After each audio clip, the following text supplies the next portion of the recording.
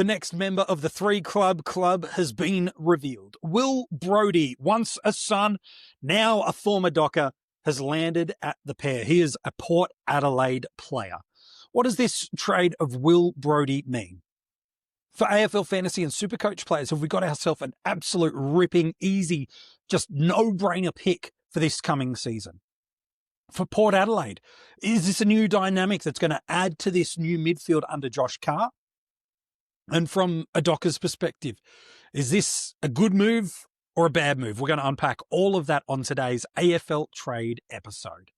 When we look back at what Will's done over his AFL career, we've seen moments and glimmers of him really delivering on what he was really highlighted to be when he was drafted early in that first round as just this absolute bull on the inside with elite clean hands, some powerful movements about how he gets the ball out of contested situations, and whether it be winning it with that first touch handball or creating some defensive pressurized moments. We've seen moments of this, haven't we, at the Gold Coast Suns, moments of it at Fremantle, probably most notably in that 2022 season when he really emerged as a player for them, and now certainly for Port Adelaide. They'd be hoping that's exactly what they're about to get for themselves here, is a player that can do that. He's an inside mid. He's an absolute brute. He loves the contest. That is where he thrives. But unfortunately, for a number of different reasons, we haven't seen him play at AFL level since 2023.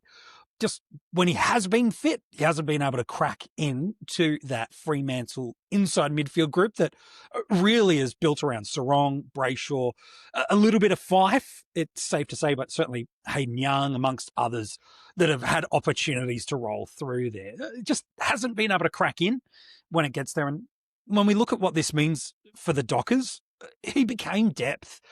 Yes, he had that outstanding year, which we'll talk about in a little bit more depth soon enough, but Young, Brayshaw, Sarong really are the central three. Jago O'Meara came in and took some opportunity in that Fife when he was fit, took some opportunities. Johnson and even Erasmus. These have all been guys that at times over the last 2 years have got inside midfield minutes and opportunities ahead of Brodie. And so unfortunately for him, he's just kept finding himself further and further down the priority order, so that when either a suspension or an injury does create an opportunity, there's at least 2 or 3 others that had elevated themselves ahead of him. So much so, like I said, we have not seen him play at the AFL level for the last couple of years. Now that Luke Jackson is getting centre bounce opportunities as a midfielder, that was probably like the nail in the coffin. It was time to start looking to get himself at least another rung up the ladder to be able to get an opportunity back again at the AFL level. And that's what I think they're hoping for here. I don't think for the Dockers they're missing. It was pure depth. The fact that you trade him for a pick in the hundreds, which we know through non-selections and use of academy and father sons will get diluted back into maybe the 60s on draft day, should they even need to use it at all. But to me, Fremantle, this is about shelling out some salary cap, just a little bit, and getting another list spot where they can either go and land someone else in the draft or an SSP or whatever they want. It's just that nice little financial management from them and really gifting them away to Port Adelaide. What does this mean for Port Adelaide? Well, I'm fascinated to see what Josh Carr is going to do this off-season, both in the players that they have on the list and also the style and makeup of how they put these guys into 23 on field. I'm fascinated because on paper, it feels like they've got 3 absolute elite strike midfielders that could really do damage in any situation. They're all nuanced a little bit differently, but the Horn, Francis, Rozee, Butters midfield trio, from an attacking point of view, is as powerful 3 as anybody can produce at the AFL level.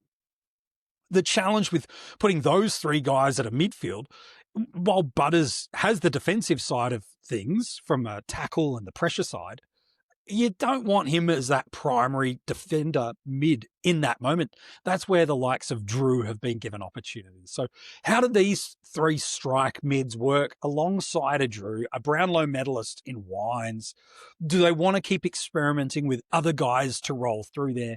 And then you've got Will Brodie, who isn't the elite clearance player that a Horne-Francis or a Butters is not the strength of defensive mid that a Willem Drew has, or an extractor like Ollie Wines has been at times in his career. Brodie's a perfectly fine piece, but when I look at this Port Adelaide side, unless they start to farm out Rozee back to halfback, which is rumoured to be that move was a Josh Carr inspired directive. Okay, well that's a rotation or several rotations out. Does Horne-Francis be more of a 50-50 mid split? Does Butters get a little bit more foot? Well, okay, well now we could start to see a world where someone like a Will Brodie could become a more first choice midfielder, and that's really what he is. He doesn't offer a lot of other versatility pieces to a game. He's made his name as a junior, and when he's got AFL opportunity, especially in that Dockers 2022 season, was as a clearance, first touch footballer at the inside component of the game as a midfielder. That's where he's at his best, and really that's his strength. And his second and third asset tools are not really AFL caliber just yet. And so to me, for him and for Port Adelaide, for this to really work as a best 23 prospect, I feel like it's got to come at the sum of all parts, where we want a bit of Rozee here, we want a bit of Horne-Francis there, we want a bit of Butters over here, and yet we're going to need you to play this ball-winning role, and these other guys are going to have to excel in these other parts of the ground. It's for that reason I think Will Brodie's depth only. Now, we'll talk about the upside of it in a moment, about where this could go well if I'm absolutely wrong, where this could be amazing for us in the AFL Fantasy and SuperCoach community. But as I look at those names of Butters, Rozee, Horne-Francis, Drew, and Wines, I just see, I know Wines has some uncertainty about health with the heart side of things, and at any given moment, we hope and pray that never becomes the issue, but at any given moment, he's out of games. Unfortunately, we saw that again this year. We hope that's not the case. But to me, Brodie just feels like depth, not a first choice pick. And that's the scary part here, is look at the trade value that Fremantle shelled him for. I just think he's coming to Port Adelaide for depth. It's why in the fantasy and the SuperCoach community, yes, there's some amazing upside, and we'll turn on a dime in a second to how good it could be.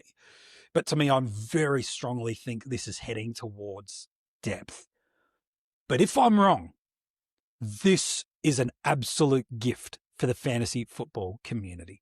This could be an absolute gift. The fact that he hasn't played for 2 seasons means he will be rookie priced across some of the formats. And he had that year in 2022 where he averaged 94 in AFL Fantasy and had 11 tons, while in SuperCoach it was a 99 and had 11 tons, including 6 over 120. So I know the game's different than 2022, but this is the pedigree of what he has done for 20-plus games in one club, in one season at AFL level. And so to get that at, again, depending on the format, a rookie price guy that's got 90s averages, I see where the love could be. If this all breaks right for him with either game style and setup under the tutelage of Josh Carr, or they get smashed for interest and he has to get opportunities, there is a world where this is an absolute monster, no-brainer, pick of the year type move that if you don't get it, you're just going to be behind. But there's also a world where he's just squad depth and nothing more. But what's your take on Will Brodie? I'd love to know. If you're watching this on YouTube, why don't you comment below and let me know. Do you see him as best 23, or do you think he's there for depth? I'd love to know your thoughts. If you're listening to this as an audio podcast and you haven't given us a 5-star rating, make sure you do so. But inside the description of this episode has all the places you can get in touch with us across social media. And I'd love your thoughts there too, about whether or not you think Will Brodie is best 23 for the pair, or whether or not you think he's just squad depth. Every single player that moves clubs this trade and free agency period, we're doing a review episode on them, what it means for the club they've left, where they've landed, and also wrapping it up with a fantasy footy prediction for 2026. Thanks so much for tuning in. We'll be back with another player review on the channel real soon.